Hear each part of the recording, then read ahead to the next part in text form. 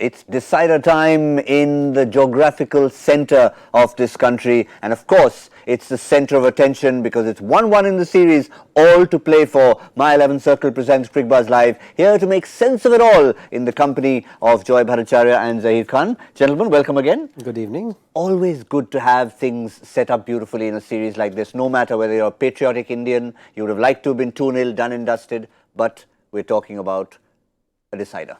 Decider, big crowd, and if you see Nagpur, Nagpur is as close to the geographical center of India as any city you'll find. So like, right, you're playing in the heart of India for a game which is going to decide a series. I like it. I like all this imagery around it. And a quick reminder, of course, of what's happened at the toss. It's not gone India's way technically, but in a sense, you'd want to set yourself that challenge. It's a decider, plus you're going to have to bat first, not your strongest suit. I think that in a way sets it up even more beautifully. Big ground, and I think one concern is always there when you're playing in Nagpur. The wicket can be a bit sluggish, slows down a bit in the second half. So if it's not a factor and spinners are able to come into play, even with the fast bowlers, with their variations now, they'll be able to focus on that.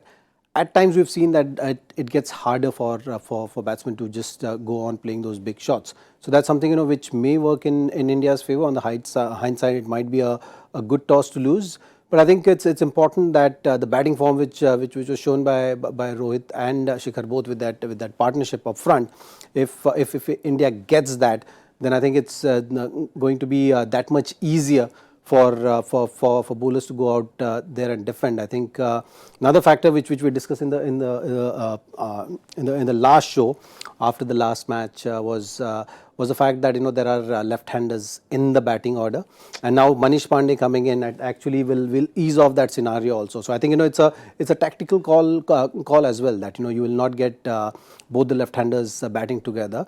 So I think that call was pretty much a tactical call also. Learning from the first match which they played, where actually India didn't get the kind of start which they wanted. It was a slow start, two left-handers batting in the middle. Mahmudullah did have some luxury of using his part-time off spinners and creating that extra pressure. Well, fascinating there, because you don't often see a change that is not like for like, and both teams have had that. We'll come to Bangladesh in a moment, but let's just dwell on Manish Pandey coming in for Krunal Pandya, who has been offered a role with both bat and ball. It's an interesting choice, and it tells you two things. One is that India is dead serious about winning this game. It's an important game. They're not experimenting. They're not saying, let me try Sanju Samson or anything. They want to win this game. So they've, first they've tried to tackle this business of left-handers and allowing their offis to get away with 3-4 more overs than they'd want. The second part of it is just a very clear message saying that, remember, they're now with 5 bowling options. Shivam Dube has to bowl 4 overs now. So what it effectively means is, it's saying, we plan to bat you out of this. Because there's nobody else. Look at that lineup and you'll see there's nobody else who really bowls. I mean, Rohit Sharma has got a hat-trick in the IPL, but that was a long time back in very different circumstances. So nobody really bowls other than those 5. Yeah, and Bangladesh will be thinking, Shivam Dube, 4 overs, we need 45 runs from them. They're going to target him. And so if you look at that, then what is the Indian think tank thinking? You're probably saying, we want to bat these guys out of the tournament. We want to put 200 on the board and allow Shivam Dube to go with the confidence, knowing that there are a lot of runs behind him. I think that's what they're looking at. That's how they're planning to play this game. An interesting record we talk about, obviously, now in this series, the way things have gone for India of late, it's a no-brainer that both sides would have fielded first. But the record at Nagpur shows that 3 T20 internationals that India have played in, all have been won by the side batting first. India did it once and they lost twice chasing. Exactly. I think it has to do with the nature of the wicket for sure. It does change, and obviously dew is going to be a factor. So we'll have to see that exactly what time of the year the games have been played at, because dew normally in these months the chances of dew is higher. So I'm expecting some kind of dew. But you've seen in both the games dew was a factor. So I think today also it is going to be a factor. But if the wicket is supporting, then I think things will be easier for spinners. So India bowling second, I think that one concern they will always have, and I'm sure those kind of discussions must have happened amongst the batting group as well, that whatever the past score is, you look to go 10 to 15 runs above that. Absolutely. And that just kind of secures the difficulties around the dew. You're giving yourself that much better chance of defending the total. Well, I think it's always good to hear from the skipper. Yes, maybe a stand-in skipper for the moment, but still, if you're captain of India, whatever the format, you're always in the eye of the storm, and somehow we as a nation have been hanging on to every word of Rohit Sharma. So why not a few more words which are in context of all that we've been talking about? The key players are not involved, so we are trying a lot of younger players who are there in the lot sitting on the fringe. But this is the format where you can try, and there is no harm in doing that. We want to try a lot of players to make them ready, to get them ready for the other formats also, because this is the format where these individuals can come out and express themselves. So that they are ready for ODI cricket and Test cricket also. We have seen a lot of players who have emerged from these formats and gone on to play ODI format and Test format also. So we want our bench strength to be as strong as possible. So this is probably the reason why you see so many new guys coming into the fray and playing this format.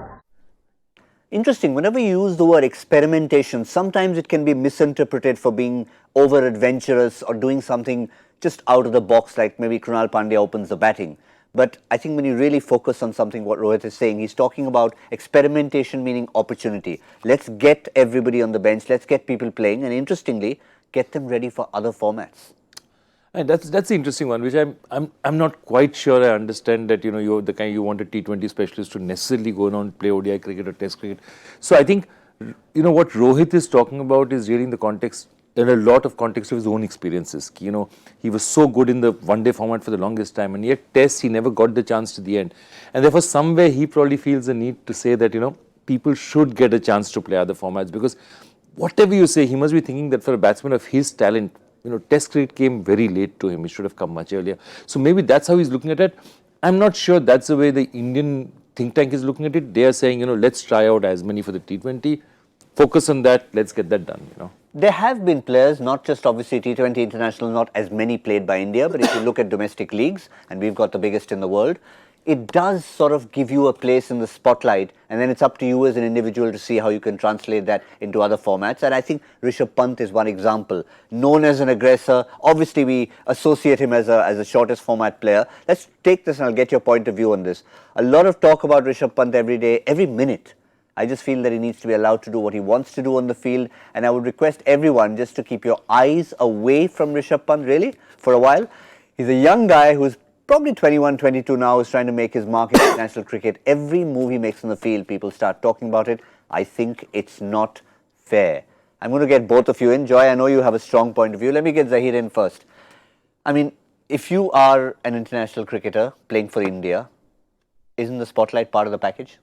Yes, absolutely. I think and a whole lot of things comes along with that. There is no doubt about it. I think being a professional cricketer and doing well for your country, has its advantages and disadvantages. You have to deal with all the other things which maybe your individual personality is not really supportive of that. But I think the point which I've been trying to make on our show for the longest time, that it's up to the management, it's up to the players who are around in the team to look after Rishabh. It's people who are outside, they will always have an opinion, they will always talk about it, and everyone who is making a judgment call or an opinion call is far away from Rishabh, right? But I think the support needs to come from the group within. The clarity needs to be given from the team management and be it selectors, coaches, your skipper. So I think this is the step in the right direction. I think what I liked about Rohit Sharma's statement was the fact that it may not stop in terms of how others are looking at Rishabh Pant from outside, but I think what it will give him the assurance that my teammates are backing me, my skipper is backing me, and I have that freedom.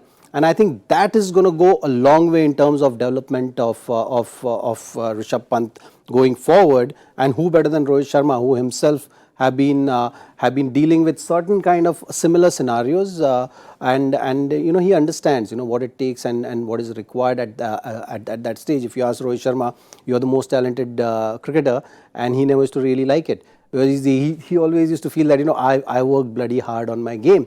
Talent is something, which has taken me to a certain level, but I have the other aspects which I've been working on, which has got me where I am. So I think, from that perspective, there are little similarities. I think Rishabh Pant is also very talented. Everyone is having high expectations of him, surely because of the kind of potential he has shown, and he has shown the glimpses. So we want the journey to be smooth, and I think for that journey to be smooth, if you have hit a rough patch, then these kind of things go a long way. I think that's why I like the statement of Rohit which he has made. Exactly, I fully agree with him. It's what I call the most public-private statement. It was said to the world, but it was meant for just Rishabh Pant, that we have your back. Because you know for a fact that the world is not going to listen. Exactly. You go and tell a journalist that don't write a story on this because, Rishabh Pant won't be disturbed. He'll say, boss, I don't file this story, somebody else will file this story. The people will talk about him. All that was meant to do is saying that, we guys in the team, we the captain, all of us, we have your back, we're going to back you. And look, what is there not to back? A guy who's got a test century in Australia and a test century in England. We're not talking about test anymore. He has it in him. There's no doubt about the fact that he has it in him. So it's a matter of him ironing out what he needs to do. Also, I feel to a certain extent, I think it's important for somebody to focus and say, what is his role? At this point in time, I don't think Rishabh Pant knows what his role is. Is he the finisher? Is he a number 4 who's going to build innings? Is he the kind of guy who's going to bat at 6 and finish it? Because he has immense talent as a batsman. But somewhere, I don't think when he goes in there, he knows exactly what the team management wants him to do, which is a different story altogether. And I think Rohit is a very canny captain. Rohit is a very good T20 captain. Mumbai Indians would show it to you. As a white ball captain, he's been superb.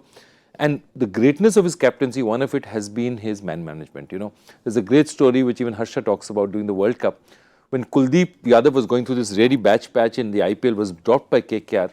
MI match with KKR, moment the match is over, he's got his arm around Kuldeep because he knows Kuldeep is vital for the World Cup. So immediately as an Indian senior player, he's thinking about how do I keep this player motivated.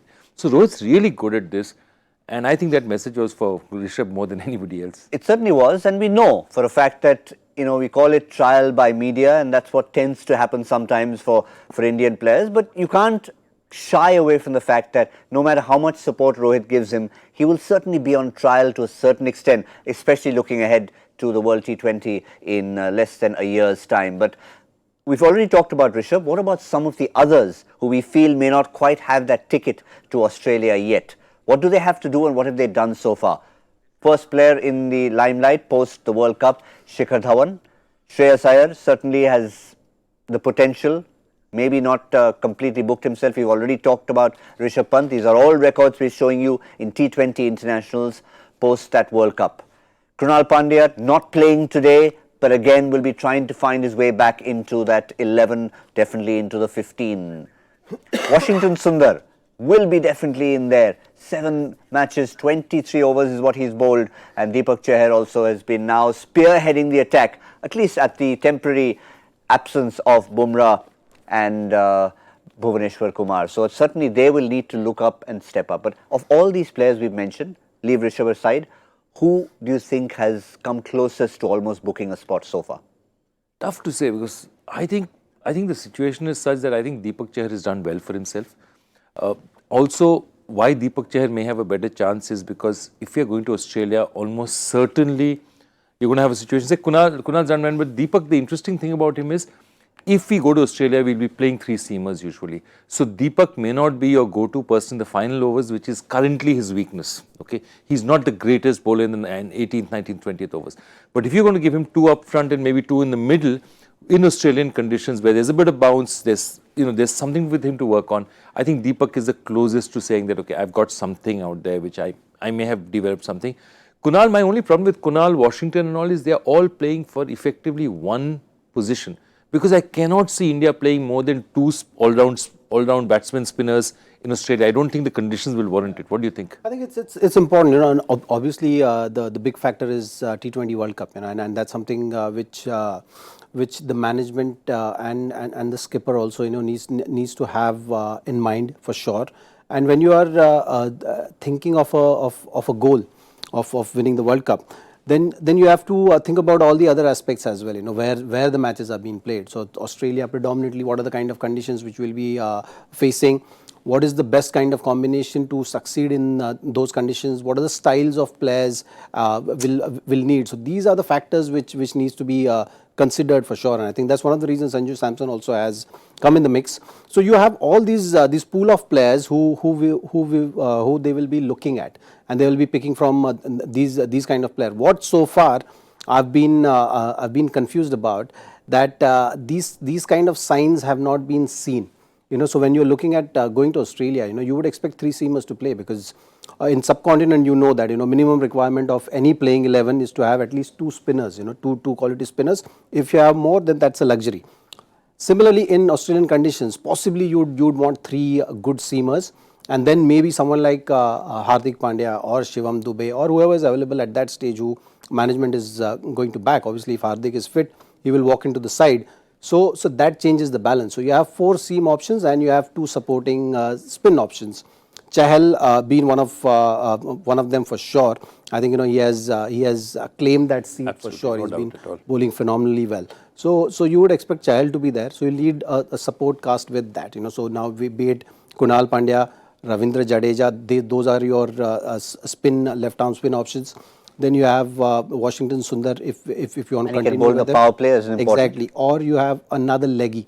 So that's something which they'll have to think about, and be it a wrist spinner. So it can be Kuldeep, it can be Rahul Chahar, or anyone else if they decide to back.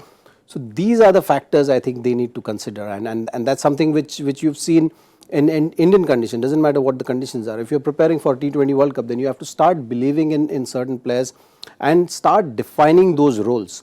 So if Deepak Chahar is not your death bowler, then you have to play someone who is going to do that role. Bumrah is going to walk into the side, but who are your other 2 bowlers? If Khalil is another guy who is going to do that job, then he should be bowling in that scenario more often, so that he is accustomed to the pressures which goes around it, the thinking which is required there. That's how he's going to better himself in that position. I think that one part is missing, because we've seen with the stack up of the 11, it gets very difficult to use a particular bowler in a particular way, and that is something which they'll have to identify quickly. There's still a long way to go. If you're looking at it that way, that okay, this till year end we'll just look at it this way, and then come 2020 we're going to have 3 bowlers playing in the playing 11 with your fast bowling all-rounder as a 4th option. I think that's the right way of going about it, because T20 is very important that the roles are defined and the situations are identified very clearly, and more opportunities you give a particular player in that scenario, players start thinking in a particular manner which really benefit them to bring out the best in them. And they have 17 T20 internationals in which they can do this entire planning process, plus of course a few other non-international T20 games, which is of course the IPL. So a combination of all that is what will be preparation for 2020, the World T20 in Australia. But some players on trial, others not on trial. Well, you've got to put 11 players on trial if you're trying to make your perfect My 11 Circle team. Just get to a website, download the app, choose the game which is today's decider in Nagpur, and you're going to be playing against not only other opponents, but that's the man you play against, the smiling assassin called Sourav Ganguly, who promises you 3 times the amount if you can win that and beat him. But of course, the My 11 Circle expert advice, we've talked about captaincy, we've talked about all-rounders, and this one I think is going to be the easiest of all the questions. If you had to pick one spinner in the team, I'm not even going to ask that question. Who is it going to be? I'll go for Chahal. I mean, there's no doubt about it. Especially against Bangladesh. Bowling phenomenal. They look at leg spinners like they're an exotic species. Kahan se aa gaye? Yeah, I was looking for something to match your Jim Corbett the other day. I had to. You have to match that one. I have to match that one. I have to go for Jim Corbett again. But seriously, I mean, that's the one thing that you look at. The other thing I always worry about when I see this team is saying that whoever your second spinner is, will we be able to afford, if Chahal is going to be one spinner, can we afford to have the second spinner as a special spinner? And that's a big worry. Yeah, because Chahal, you excuse him the fact that he's not a batsman. Yeah. So you need to have probably that Washington Sundar, Krunal Pandya type all-rounder. Yeah, that's a worry. Which is why they're probably trying more of them out and keeping Kuldeep and the others out of the mix at this point in time. Though I'd say you always carry one more specialist spinner just to make it difficult for them, either a Rahul Chahar or a Kuldeep or whoever.